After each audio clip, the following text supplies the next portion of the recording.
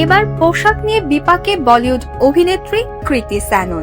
রাখির বিজ্ঞাপনে ভাই বোনের ভালোবাসা তুলে ধরতে গিয়ে সমালোচনার মুখে পড়েছেন এই অভিনেত্রী। একটি জুয়েলারি প্রতিষ্ঠানের বিজ্ঞাপনে ভাই ও পোষা কুকুরকে রাখি পরাতে দেখা যায় কৃতিকে, কিন্তু বিজ্ঞাপনটি প্রকাশ্যে আসতেই গল্পের আবেগ ছাপিয়ে আলোচনায় উঠে আসে তার পোশাক। সাদা লেহেঙ্গার সঙ্গে ব্রালের ধরনের পোশাক পরেছিলেন কৃতি, আর এতেই আপত্তি নেটিজেনদের এক অংশের।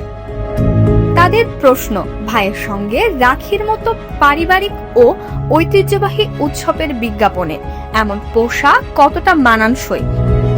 শুধু পোশাক নয়, বিজ্ঞাপনে রাখির প্রচলিত কিছু রীতি না থাকারও সমালোচনা হয়েছে।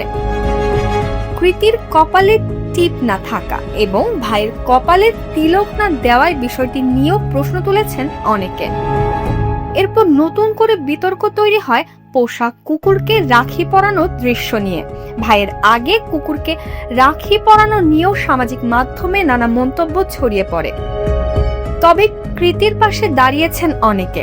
তাদের মতে এটি নিছক একটি বিজ্ঞাপন, যেখানে আধুনিকভাবে রাখি উৎসবকে তুলে ধরা হয়েছে।